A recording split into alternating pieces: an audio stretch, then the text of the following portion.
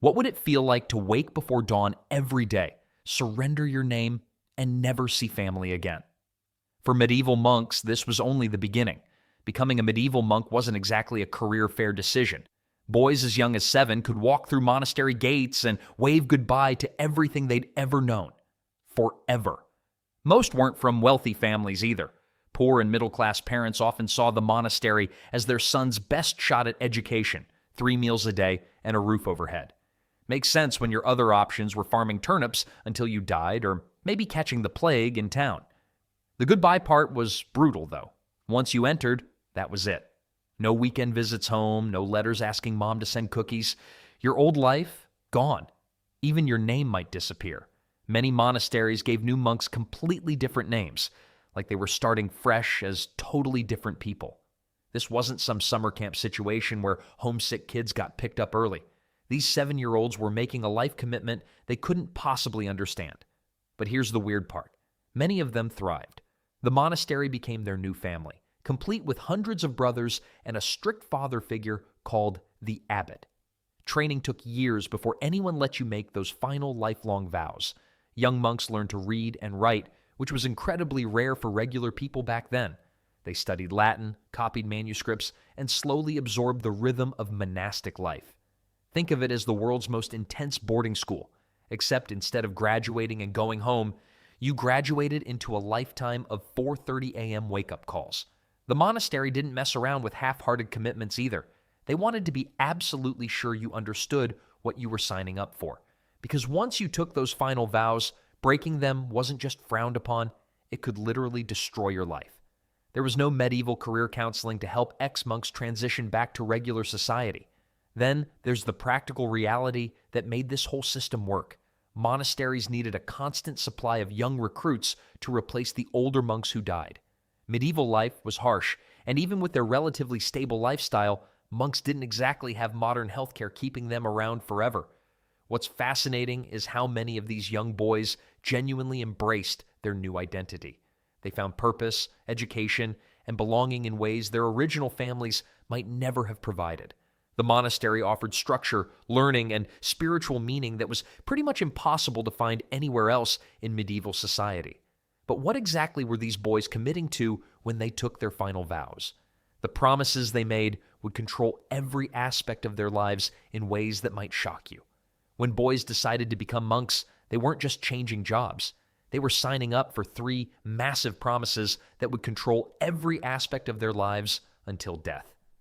Breaking any of these vows meant serious trouble, sometimes even getting kicked out entirely. The first vow was poverty, and they meant it. Absolute crushing poverty. Monks couldn't own anything. Not a spare tunic, not a favorite book, not even a wooden spoon. Everything belonged to the monastery. If your wealthy uncle died and left you a fortune, tough luck. That money went straight to the monastery coffers, assuming you even found out about it.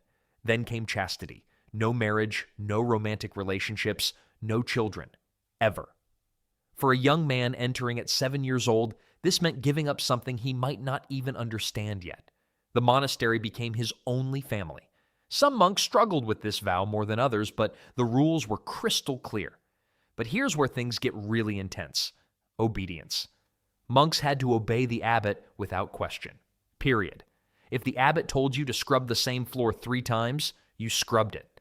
If he said wake up an hour earlier for extra prayers, you woke up. Questioning orders wasn't just discouraged, it was seen as spiritual rebellion. Speaking of control, silence ruled monastery life. Monks developed elaborate hand signals to communicate basic needs during designated quiet times. Imagine trying to ask for salt at dinner using only finger gestures. Some monasteries allowed talking only during specific hours, while others maintained near total silence except during emergencies. And the weird part is, many monks actually found peace in this structure. The constant decision-making of regular life disappeared. No wondering what to wear, what to eat, or where to go. Everything was decided for them. Permission was required for literally everything outside normal routine. Want to visit the garden during prayer time? Ask permission. Need to help a sick villager? Permission required. Even stepping outside monastery walls needed approval from higher-ups. Some monks lived their entire adult lives within a few acres of land. These weren't suggestions or guidelines. These were sacred promises made before God and the community. Breaking vows brought shame, punishment, and possibly expulsion into a world that might no longer recognize you after decades inside monastery walls. These strict vows shaped everything about daily life, from the moment monks woke up to when they finally fell asleep.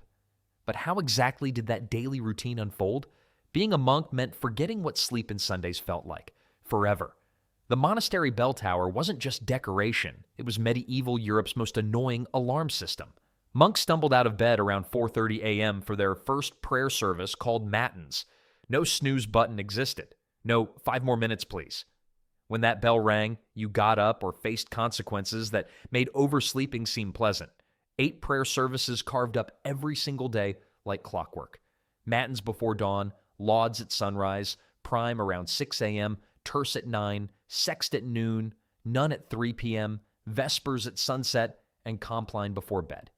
Each service lasted anywhere from 30 minutes to over an hour. Do the math. That's basically a part-time job worth of praying daily. Between these marathon prayer sessions, monks squeezed in everything else life demanded. Some rushed to copy manuscripts in the Scriptorium, hunched over parchment with aching backs. Others tended vegetable gardens, milked cows, or stirred giant vats of soup in steamy kitchens. The lucky ones got library duty, reading quietly while everyone else sweated through manual labor. But here's what made this schedule truly brutal. Absolutely no flexibility existed. Sick? Too bad, drag yourself to prayer. Exhausted from harvest work? Still showing up for vespers? Personal crisis? The bells don't care about your feelings. This rigid structure continued 7 days a week, 52 weeks annually, for decades. Meals happened at precisely the same times daily, usually around noon and evening. Sleep came early, often by 8 p.m. because that 4:30 a.m. wake-up call arrived faster than monks wanted. Most slept fully clothed in shared dormitories, ready to leap up when bells demanded attendance. The weird part is how this actually worked for many monks. After months of identical routines, their bodies adapted to this relentless rhythm. They knew exactly what came next, when hunger would hit, when exhaustion would peak. Some found genuine peace in never having to make scheduled decisions. The bells decided everything. Then there's the fact that medieval people generally lived by sunrise and sunset anyway. Electric lights didn't exist, so going to bed at 8 p.m. wasn't as shocking as it sounds today. Still, the sheer number of daily interruptions for prayer made concentrating on anything else incredibly challenging. This mechanical precision served a purpose beyond spiritual devotion, though. Monasteries functioned like well-oiled machines because everyone knew their exact role at every moment. No confusion, no debates about timing, no chaos. Which brings us to an interesting question about what these monks actually ate during those carefully timed meals. Medieval monks ate like they were perpetually on the world's strictest diet plan. Bread formed the backbone of every meal, accompanied by beans that would make modern protein enthusiasts proud. Vegetables from the monastery garden filled their bowls, and fish appeared on their plates more often than a pescatarian's dream menu. Meat? Absolutely forbidden unless you were genuinely sick or so frail that the abbot worried you might collapse during morning prayers. Even then, getting permission required convincing multiple people that your spiritual duties were suffering from weakness. The irony wasn't lost on anyone that some of the hardest working people in medieval society couldn't touch beef or pork.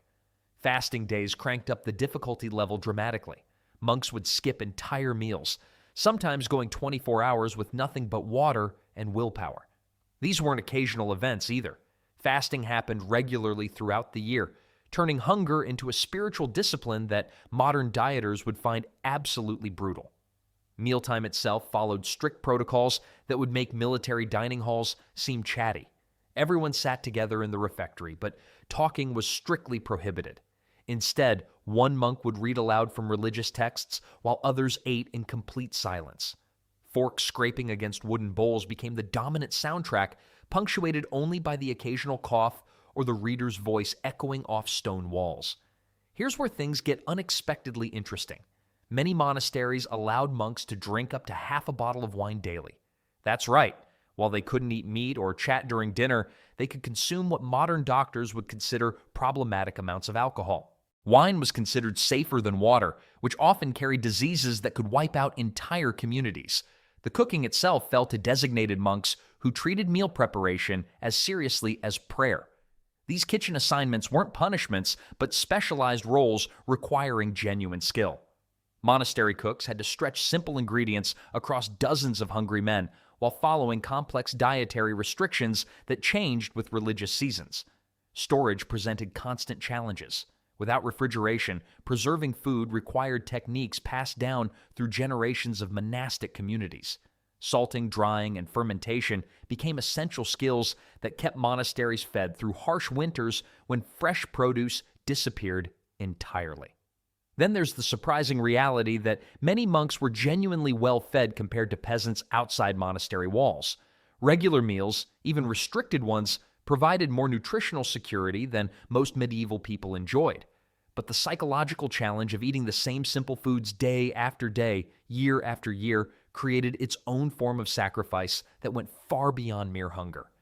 While food restrictions shaped daily life, the clothes monks wore told an equally fascinating story about medieval simplicity. Medieval monks weren't just praying all day. They were some of the hardest workers you'd ever meet. Every single monk had a job, and trust me, nobody was sitting around doing nothing. The monastery ran like a small town, and everyone had their role to keep it functioning. The most famous job? Copying books by hand. One manuscript could take months to complete. Monks would spend hours hunched over desks, carefully writing out every single letter with quill pens. Makes sense, right? There were no printing presses back then. These guys were basically human copy machines, preserving everything from religious texts to ancient Roman philosophy. Without them, we'd have lost countless pieces of knowledge forever. But copying wasn't the only work available. Some monks became expert farmers, growing crops that fed the entire community. Others worked as cooks, preparing those simple meals of bread and beans for dozens of hungry brothers. Then there were the healers, monks who studied medicine and treated sick people from nearby villages. These monastery hospitals were often the only medical help for miles around. The weird part is how specialized some jobs became. Certain monks mastered the art of brewing beer, creating recipes that lasted for centuries. Others became cheesemakers, developing techniques still used today. Some served as teachers, running schools for local children. A few even worked as librarians, organizing those hand-copied books into the first real libraries of medieval Europe. Let's not forget the more practical duties either. Monks cleaned floors, tended gardens, built stone walls, and maintained buildings. Someone had to milk the cows, repair the roof when it leaked, and welcome travelers who needed shelter for the night. Every monastery had guest houses, and specific monks were assigned to care for visitors. A pretty important job since hospitality was a sacred duty. And here's something interesting. Your work assignment often depended on your background before joining. A monk who'd been a carpenter might continue woodworking. Someone with education might end up copying manuscripts or teaching, but everyone started with basic chores first, regardless of their past life. The abbot made sure work was distributed fairly, though some jobs definitely had more prestige than others. Being the monastery's scribe or doctor carried more respect than cleaning the stables. Well, that makes sense. Not everyone could read and write back then. All this daily labor kept monasteries running smoothly, but what did monks actually wear while doing these jobs? Their clothing choices were just as strictly regulated as everything else in their lives. When you stripped away everything familiar from a monk's life, what remained was barely enough to survive. Their clothing told the whole story. Thick, scratchy robes called habits that felt more like wearing a potato sack than actual fabric. These weren't fashion statements. They were declarations of poverty. Each monk owned exactly 2 tunics and 1 pair of sandals. That's it. No backup shoes when the soles wore thin, no extra clothes for special occasions. The robes were deliberately uncomfortable, made from the coarsest cloth available. Why? Comfort was considered a distraction from spiritual focus. Makes sense in a twisted way, right? Here's where it gets interesting. Monks often slept fully dressed. Picture rolling into bed wearing your heaviest winter coat every single night. They shared massive dormitories with dozens of other monks, no privacy whatsoever. Personal space was another luxury they'd sworn off. The dormitories were cold, drafty, and filled with the sounds of snoring, coughing, and restless sleepers. Bathing was almost non-existent. Most monks washed only when seriously ill, and even then it was considered medically necessary rather than hygienic preference. The smell must have been overwhelming, but when everyone lives the same way, nobody complains. But here's the really wild part. Even those scratchy robes didn't actually belong to them. Everything, including the clothes on their backs, was monastery property. A monk couldn't say, "my tunic" or "my sandals." They'd borrowed these items from God, essentially, and could have them taken away at any moment. Personal possessions were absolutely forbidden. No family heirlooms, no books, no tools they could call their own. Some monasteries were so strict that monks couldn't even keep a writing quill without permission. Others took it further. They'd rotate sleeping spots so no one could claim ownership over a particular bed or corner of the dormitory. The weird part is how this extreme minimalism actually freed them up. No decisions about what to wear, no worries about losing valuable items, no time wasted organizing personal belongings. Their entire material world fit into a space smaller than most modern closets. Then there were the practical challenges nobody talks about. Winter meant shivering through months in the same thin robes. Summer brought its own misery, heavy fabric and sweltering heat with no option to dress lighter. Those sandals offered zero protection against snow, mud, or rocky paths. This stripped-down existence was just the foundation, though. The real restrictions went much deeper than clothing and sleeping arrangements, touching every aspect of how these men could live and express themselves. Breaking monastery rules wasn't like getting detention at school. These weren't gentle reminders or stern talking tos. When monks stepped out of line, the consequences were harsh and immediate. Physical punishment was standard practice. Whipping with birch rods, kneeling on stone floors for hours, or being locked in tiny cells with nothing but bread and water. Makes modern discipline look pretty tame, right? The hunger was relentless. Sure, we covered their basic diet earlier, but here's what really happened. Monks were genuinely hungry most of the time. Their portions were deliberately small, and fasting days left stomachs growling loud enough to disturb prayers. Some monasteries allowed just one meal during winter months. One meal. Try focusing on copying ancient texts when your body is screaming for food. Then there's the silence that went beyond quiet prayer time. Many monasteries enforced complete silence during meals, work, and even emergencies. Monks developed elaborate hand signals just to communicate basic needs. Breaking this silence could earn you days of solitary confinement. Imagine never being able to crack a joke, share a story, or even whisper a complaint about the weather. Family visits, forget about it. Most monks said goodbye to their parents, siblings, and childhood friends forever when they entered the monastery. No letters home, no holiday visits, no checking in on sick relatives. The monastery became their entire world, and the other monks became their only family. Parents sometimes died without their monk sons even knowing. But here's where things get really intense. Absolute obedience meant questioning nothing, ever. If the abbot told you to scrub the same floor 17 times, you scrubbed it 17 times without asking why. Challenge an order or show even a hint of defiance, and you faced immediate expulsion. Being kicked out meant losing everything: your home, your identity, your purpose, and often any marketable skills for surviving in the outside world. The weird part is that many monks genuinely believed these sacrifices brought them closer to God. They saw suffering as purification, hunger as discipline, and isolation as spiritual freedom. What looked like punishment to outsiders felt like progress to them. And the really twisted element? Laughter was actually discouraged in many monasteries. Too much joy was considered worldly and distracting from holy thoughts. These men lived lives where even happiness had limits. Yet despite all these brutal restrictions and daily hardships, monasteries continued attracting new members for centuries. What could possibly make such a difficult life seem worthwhile? The answer lies in understanding what drove these men to choose faith over everything else. Faith wasn't just important to medieval monks, it was literally everything. Their entire existence revolved around serving God, praying, and preparing their souls for the afterlife. But here's what's fascinating.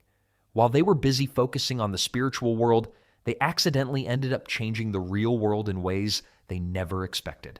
Monasteries became the Google of medieval times. These places were basically the internet before the internet existed. Monks spent countless hours copying ancient texts by hand, preserving everything from Roman philosophy to Greek mathematics. Without them, we'd have lost thousands of important works forever. They were like human copy machines, except way slower and prone to getting cramps. Then there's the innovation angle. Many monks were surprisingly good at inventing things. Dom Perignon, a monk, helped perfect champagne. Other monks figured out better ways to farm, brew beer, and make cheese. They weren't trying to get rich. They just wanted to do their work well for God. Turns out that dedication led to some pretty incredible discoveries. Let's not forget their role as medieval social workers. Monasteries ran hospitals when nobody else would. They opened schools in towns that had never seen a teacher. They built libraries that became centers of learning. Sick people, poor people, travelers, everyone could find help at a monastery. The monks saw this as serving God, but really they were creating the foundation for modern social services. And the weird part is how much power these humble, poverty-sworn men actually had. Entire towns grew up around major monasteries. Kings asked abbots for advice. Merchants depended on monastic trade routes. These guys who owned nothing personally controlled vast amounts of land, wealth, and influence. They were like medieval CEOs, except their business model was salvation. The monasteries also preserved knowledge during some of Europe's darkest periods. When barbarian invasions were destroying cities and libraries, monks kept copying books in their scriptoriums. They maintained Latin literacy when almost everyone else was illiterate. Makes sense, right? Someone had to keep the lights on during the Dark Ages, but perhaps their greatest legacy was showing that you could live differently. In a world obsessed with war, wealth, and power, monks proved that people could choose simplicity, learning, and service instead.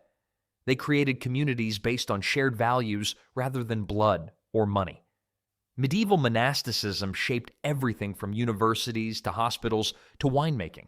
Not bad for a bunch of guys who just wanted to pray in peace. Their influence echoes through centuries, proving that sometimes the most powerful changes come from the most unlikely places.